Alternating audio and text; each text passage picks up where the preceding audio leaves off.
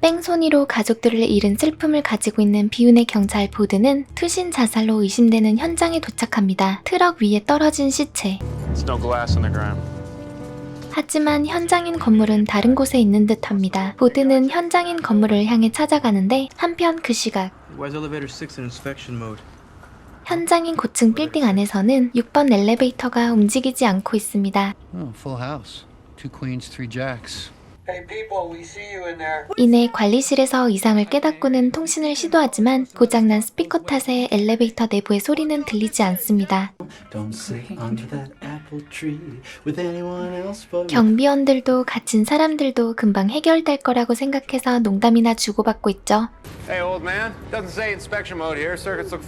그냥 흔한 엘리베이터 고장 사고였을 텐데 작업자는 엘리베이터에 일어난 문제를 발견하지를 못합니다. 갇혀있는 시간은 길어져만 가고 현장에 도착한 보든 형사 역시 떨어지는 유리 파편에 맞을 뻔하는 등 안 좋은 징조는 계속해서 일어나고 있습니다. Did you just touch my ass? 양복을 입은 남자가 성추행을 했다고 주장하는 여자. 그로 인해 그의 이미지는 바닥으로 추락하게 됩니다.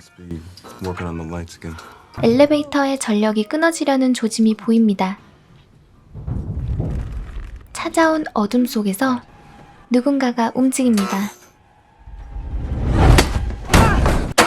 다시 불이 켜졌을 땐 이미 일은 버려져 있었죠. 여자의 등에 물린 듯한 상처가 생겼습니다. 사방이 갇혀있는 엘리베이터 내에서 발생한 밀실 사건. 당연히 이 안에 범인이 있습니다. 자연스럽게 한 곳으로 향하는 화살들. Yes, I do mind. You mind if we search? Maybe she has a serrated blade on her. Are you seriously suggesting that I would do this to myself? 관리실에서도 화면을 통해 여자가 다쳤다는 것을 알게 되고 평범한 엘리베이터 사고에서 경찰에 신고해야 하는 사건으로 발전합니다. 그리고 한 관리원은 어둠 속에서 무언가를 목격했습니다. 착시 현상으로 치부하고 일단 넘어가게 되고 고조되는 긴장 속에서 보든 형사가 도착합니다. Hello everyone, this is Detective Bowden, Philadelphia PD. 형사답게 곧바로 상황 정리에 들어가고 신원 파악을 하려고 하는데 The letters are too small. 카메라가 화질구지라서 정확한 정보는 보이지가 않습니다. 일단 엘리베이터 관리 업체를 부르고 직접 신원 파악에 들어가는데 Find out which of these people didn't show up for their appointment. 그 시각 다시 한번 엘리베이터에 정전이 발생합니다. 환각까지 보는 긴장 속에서 다시 불은 들어오고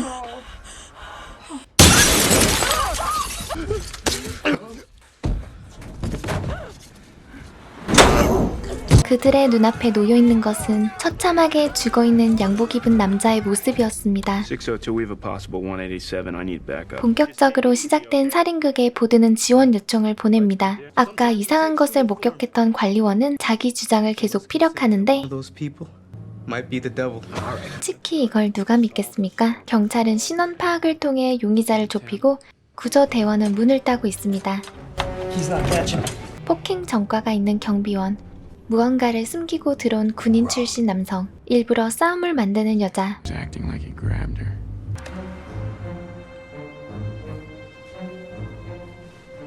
소매치기 할머니까지 안에 있는 누가 범인이라고 해도 이상하지 않을 정도입니다.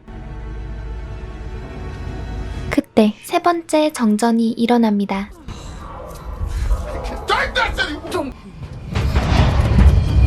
그리고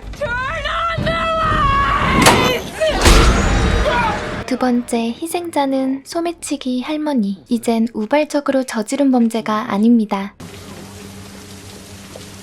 건물은 봉쇄되고 바깥도 난리가 났습니다. 이번에는 좀 스펙터클해진 범죄 현장에 보든도 관리원의 말에 조금씩 일리가 있다고 생각하게 되지만 Go to the audience. She has a criminal record too. Philadelphia PD. 수사는 과학적으로 조금씩 실마리가 보이기 시작합니다. 밝혀지는 여자의 정체. Sarah Caraway. I guess I do what you guys normally do and start with the person closest to her. Markowitz, get Mrs. Caraway's husband on the phone. 변호사의 발언. I mean, he might know it. That would definitely give a motive to kill her. 건물 경비의 회사 이름과 지금까지 보였던 그녀의 태도까지 범인은 그녀를 노리는 경비원이 분명합니다. 피해자인 그녀가 죽기 전에 반드시 막아야 하는데 한편 엘리베이터 내부 역시 난리가 나 있습니다.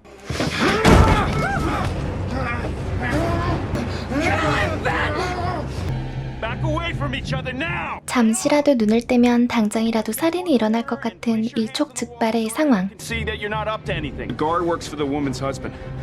I think the two victims were just a decoy. 그때 한 번 더 정전이 발생하고 Hold up your cell phones. Use the screens as flashlights. 보든의 지시대로 핸드폰 불빛으로 서로를 비추는 사람들. 하지만 이내 어둠에 휩싸인 엘리베이터. 누군가가 의도적으로 방해하고 있습니다.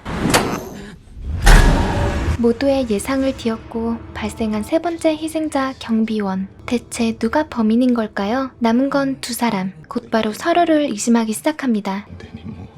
We both know who did this. 서로 유리 조각을 들고 위협하는데 On the glass and get your hands on the wall now. 보든은 필사적으로 그들을 설득하고 Think just because I'm a cop, I don't know what you're going through right now. 겨우 진정시키는 것에 성공합니다. 하지만 진정되자마자 찾아온 불안, 또 불이 꺼질 조짐이 보입니다. 이제는 누가 범인일지 예측할 수 없습니다. 핸드폰으로 서로를 비추지만 이내 불이 켜지고 남자만이 자리에 서 있습니다. 당황한 기색이 역력한 남자, 과연 범인인 걸까요? He's my fiancé. He had a job interview here today and he... 하지만 남자의 약혼자가 찾아오고 임포스터의 정체는 한 경비원이 말했던 대로 이 엘리베이터에 탄 모든 사람들은 범죄 전과가 있었습니다. 사기꾼, 도둑, 남자 꼬셔서 돈 뺏는 꽃뱀에 타령한 뺑소니범까지 The liars, the cheats, and the deserters. It's always the same thing. You know who I am now. 여자의 정체를 어림잡아 알게 된 남자는 자신의 범죄를 고백합니다. No, I was never caught. 여자를 감싸고 자신의 죄를 고백해서일까요? Please. 건물 전체에 전원이 내려가고 다시 전원이 들어왔을 때 드디어 경찰이 진입하지만 이미 상황은 끝난 후였습니다. 사라진 여자. 남자를 제외하곤 모두 죽은 사람들. That was my family on Bethlehem Pike. That was my son. I forgive you. 여기까지 영화 데블이었습니다. 2010년 개봉한 데블입니다. 악마를 주제로 한 공포영화는 많이 있습니다.